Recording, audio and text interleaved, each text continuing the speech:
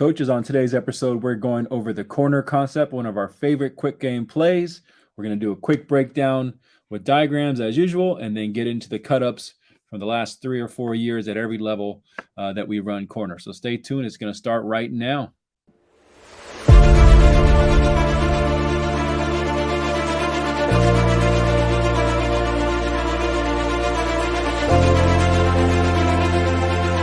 All right, thanks for sticking around. As always, we got a couple of housekeeping items to go over. So if you're new to the YouTube channel and you haven't subscribed yet, please just take 2 seconds, hit that subscribe button below and the notification bell so you can get all the newest content that's coming out.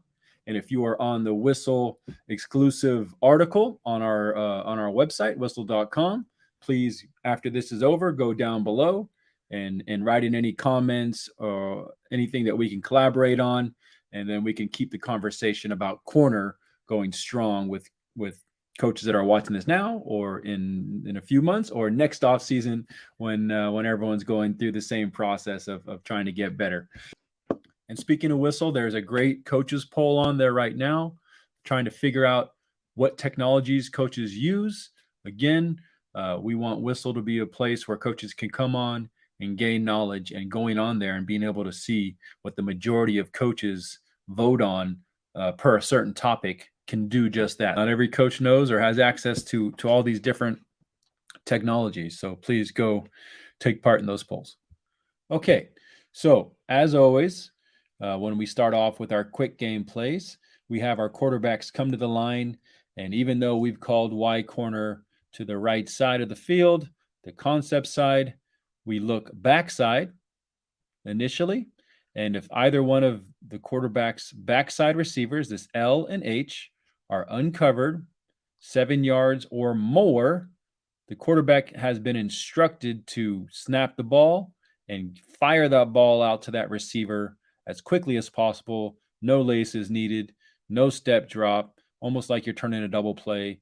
We are just getting a quick shuffle and getting the ball out so they have time to make a play on their one-on-one matchup. Okay, so L will be very obvious if he's 7, 8 or more yards away. This H, we kind of have to kind of rep this out because, you know, sometimes this will or overhang defender will be kind of splitting the difference, which isn't great. That we wouldn't consider that open. Sometimes he's walking around trying to kind of play with the look. So if he is truly uncovered, yes, these guys back here are running 3-step sticks anyway. Some teams do double slants backside. We do sticks at the lower levels and slants at the high school level. And I should say with some advanced teams, we do slants at the 8th grade level as well. But either way, the way we have it drawn up and the way we do it a lot, they're running 3-step sticks either way. So they need to be expecting the ball. So the quarterback, either one of these guys is covered up or uncovered, I should say. He is just getting the ball out. If they are both covered, then we are moving along to the concept side, and we are very, very, very, very, very adamant to the quarterbacks that now this backside, once they see that it's dead, it is dead to them. There's no coming back over here. We have found a lot of these younger quarterbacks have a hard time kind of getting through this, through their heads, this concept.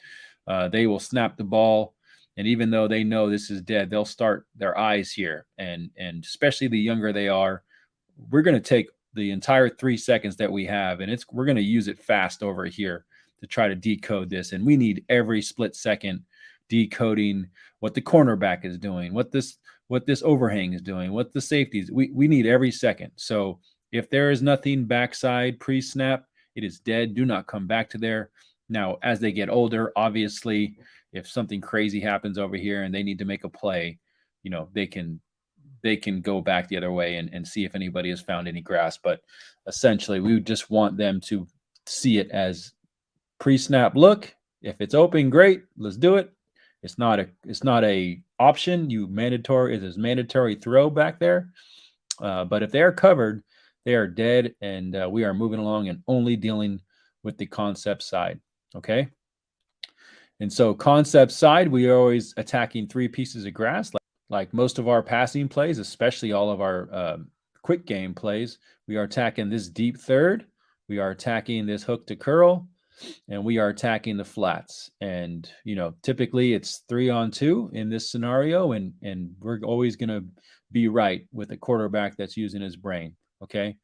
So the progressions, now this has changed if you've been listening to me over the years. I used to say it is corner and then combo. And when I say combo, I'm telling the quarterback to look at this overhang defender, and whoever he chooses, the quarterback is to throw to the opposite player.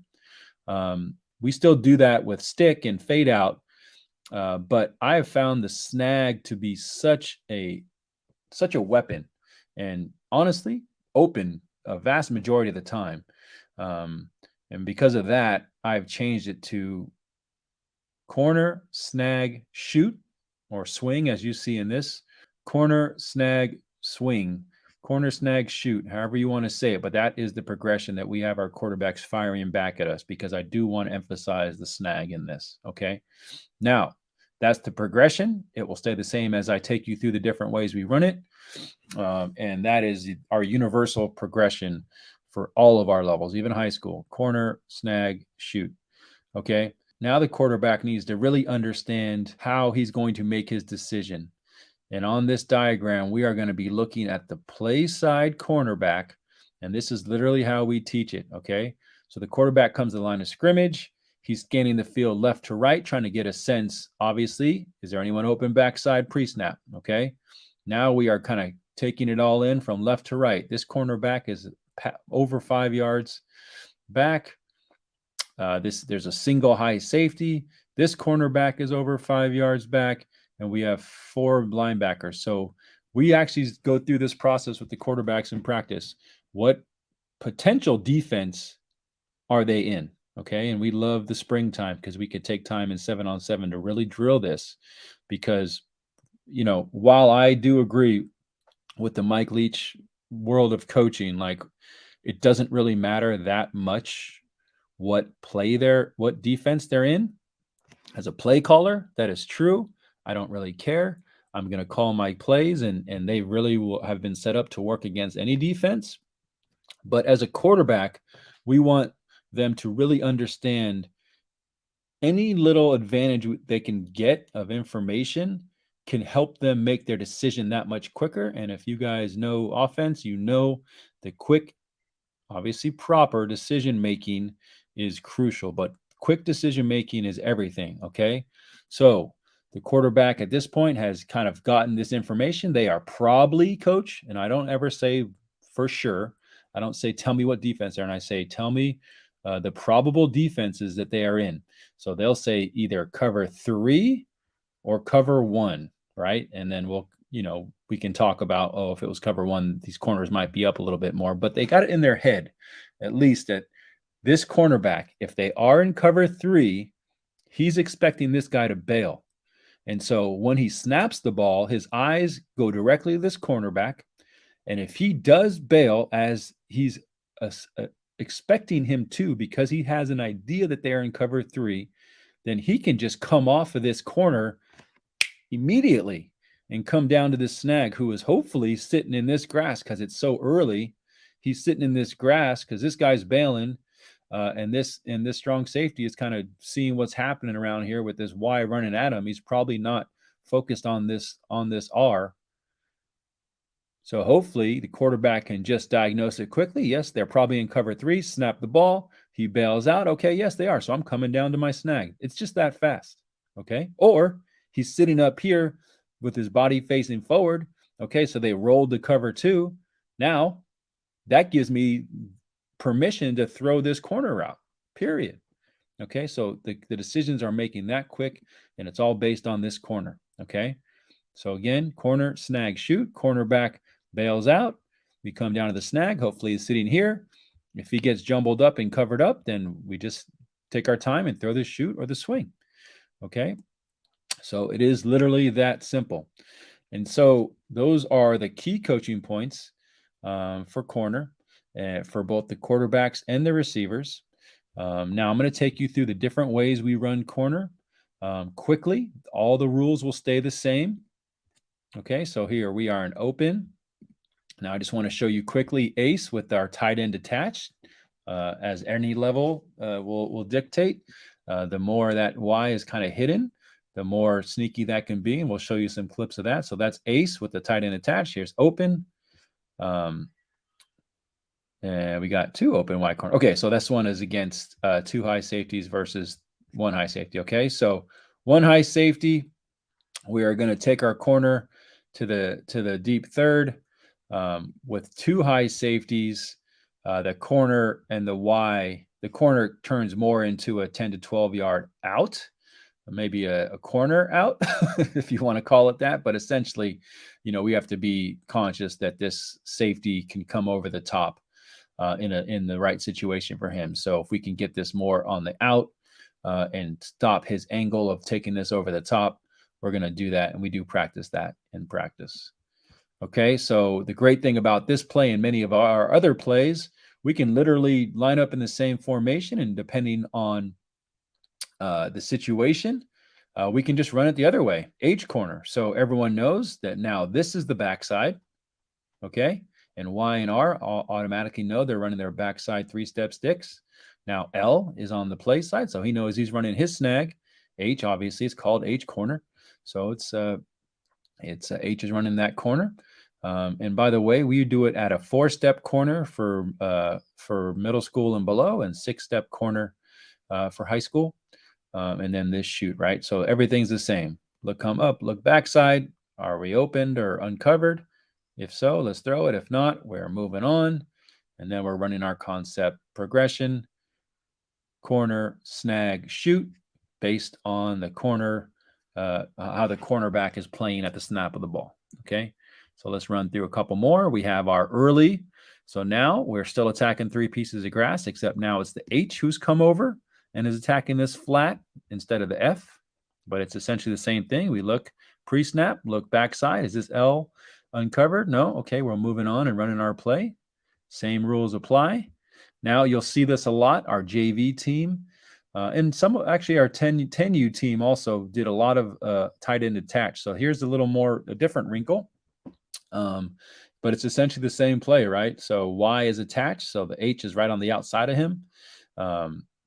Again, this is just basically pro trips, right? But the Y is very uncovered, and he has found some great success out of this. But everyone is essentially doing the same thing, another look, but the same play, as we always love to do. Here it is out of our late formation. Okay, you'll see this quite a bit on film. We'll do it out of green. Green and blue are 2-back, and whatever running back is to the side of the concept, he will do the shoot, and the other one will block. Okay, and then we can play with a lot of motions out of the backfield, do some orbit motion, do some push motion. We could even do it out of black and brown. It's the same thing. They get the running back to the side of the concept, and this is a great goal line play or 10 yards and going in play, honestly, because it looks like we're going to get into our heavy formation, and we can just run corner just the way we always do. Same exact rules apply. Okay, obviously at an empty, this is even nastier because the defense is really stretched to their capacity. So it puts even more pressure on them, but the rules apply even with no running back. Quarterback comes up the line of scrimmage, looks backside. Is it open? Is it dead? Okay, we're moving on, and we go through our progressions all based on this cornerback. Okay, awesome. So let's get into the clips. I know you guys are looking for this. You will see 10U, 12U, 14U. I could not find the cut-ups that I have for the high school team. We did run it in high school. I will say the snag is way more successful in high school than the actual corner route because they were playing 2 high safeties, and we are known as a passing team. So they were trying to take that away, I think, a little bit. But the snags were wide open. Unfortunately, I don't have the high school film to share with you.